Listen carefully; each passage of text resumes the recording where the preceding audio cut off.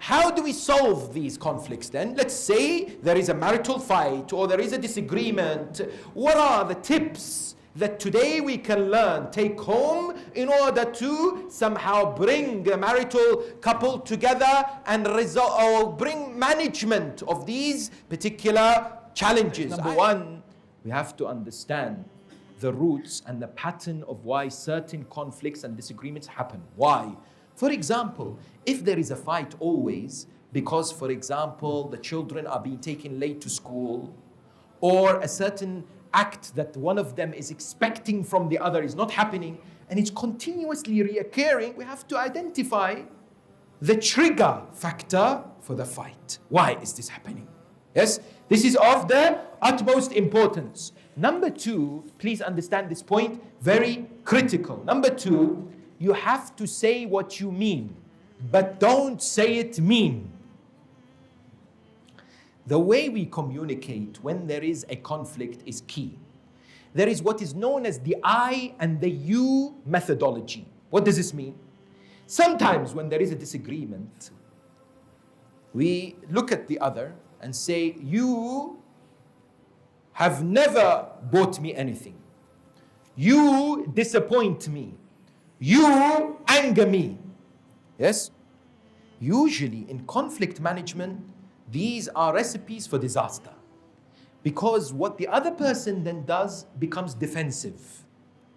Responds in a way to try and protect themselves. We are encouraged to use the I, but in a respectful manner. I am disappointed. I would like to understand you better, for example. So instead of you saying, you don't love me in an argument, you could say, I don't feel loved. Look at the difference. Instead of saying, you're not listening to me, you could say, I don't feel listened to. Look at the difference. Because when it comes to these conflicts, we are told Shaitan is the third waiting, is smiling. There is a narration that says the Shaitan celebrates and is joyful when a couple fight. Because Shaitan doesn't want happy, successful marital relationships. Wants them fully, what? In fire, raging, breaking down, God forbid, resulting in divorces. And sadly we see rising cases sometimes in certain communities, yes? If we learn to express through the I in a respectful manner, this may be also helpful. Number three, the tip, the third, when it comes to dealing with conflicts, and it's something perhaps we don't do enough, and that is to listen and listen and listen. What do we mean? Sometimes when there are some fights going on or disagreements, we don't listen to understand. We listen to reply. Imagine in a scenario, in a particular, disagreement or conflict that is happening, when the wife, for example, is saying that today you said something that upset me, you are not thinking maybe she's right. You're thinking, how can I reply back? Because it's a match scoring. I want to come out as the one who's the winner in this battle. We see it as a battle, isn't it? Yes? The idea that emerges is what? Is that we need to use this model of listening, what is known as listening time. Please understand this tool. You allow the other to speak for 3 minutes without interruption. Try it. Hold yourself back. You have this great temptation to answer back. Don't say a word. But also try to be empathetic and understand where they've come from. Listen to appreciate and understand rather than listen to reply. Let me explain to you a scenario. Please understand this scenario so that it becomes practical. Yes? Imagine that the husband is watching a football game. MashaAllah. For example, watching the greatest, the best football team in the world, Liverpool, with its players Sadio Mane and Mo Salah playing. Yes, Muslim players. He watches them. All of a sudden the wife enters and says, look at the mess you have created with the food and everything on the table. Yes? Here there are 3 ways to deal with this. 2 are wrong, 1 is right. One way is called turning against. Turning against means the husband looks at the wife and says, why do you always pick at me when I'm watching football? You should not disturb me. This is turning against, meaning taking this conflict and returning it back against the person. Then there is one that is called turning away. I will do it later, don't worry. That's turning away from the problem. Then there is the third one, which in marriage is called collaboration, win-win. It is turning towards. When you appreciate that the wife is what? Is concerned. You say, I am sorry, or I understand. I will make sure that it is done at the earliest opportunity. For example, half time.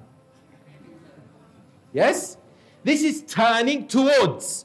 It is one way of practicing listening to understand, no doubt. Yes? Number 4, when we are in a conflict, let's not forget, we are mu'mineen mu'minat. We believe in Allah. Allah is watching us. Let's do what is necessary to please Allah subhanahu wa ta'ala. And let's speak to Him also. Meaning what? Meaning crush the ego.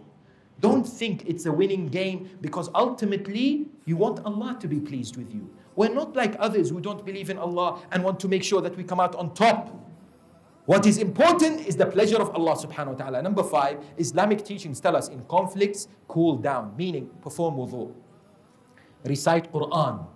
Think that you are in a beautiful place like Karbala or Najaf or with the Ahl al-Bayt. If you're standing, sit down. If you're sitting down, stand up. Number 6, write down good things about the other. Try it.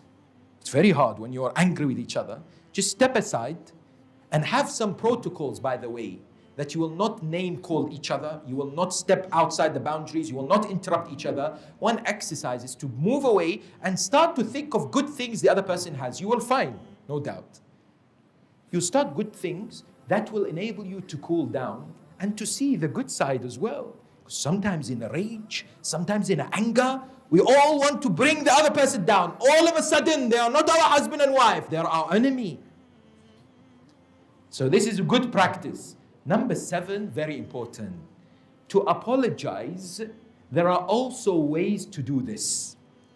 Because in traditions, Islamic teachings, we are told that apology is empowerment. Apology is not weakness. Apology is when you recognize your own shortcomings. When you do it for the sake of Allah, trust that this will make you a better human being. But there are different ways to apologize. Please understand. There are 5 ways to apologize. I understand maybe this is a lot of information, but hopefully you can take from it that which is beneficial for you. How do we apologize to each other in a marital relationship, and can be used outside marriage as well? Number 1 is to express regret. I am sorry. Clearly. Sometimes this I am sorry is very hard, especially for some of our brothers. Yes? They don't want to say I am sorry. I don't know why. They feel it's above them to express regret for what has happened. Incidentally, what we described earlier about communication and what this book entails is not in any shape or form condoning behavior such as what violence or abuse, or when people are drunkard, God forbid, or anything like that. Yes, when it came to mail and communication. The first way is to express regret. Number 1. Number 2 is to take responsibility. Imam Ja'far ibn Muhammad Al-Sadiq salawatullahi wa salamu alayhi says in a narration, take responsibility, because if you don't, no one will. Take responsibility for your actions. By taking responsibility, what do you say? You say, I am wrong. Number 3 is to promise to make amends. How can I make this up for you? Number 4 is to ask for forgiveness. Will you forgive me?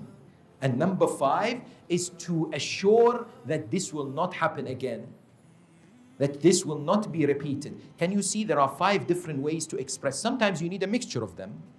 Sometimes it's a combination of them, yes? But it is of the utmost importance that this actually what takes place. When we come to other ways to deal with this, we have to have husnul dhann.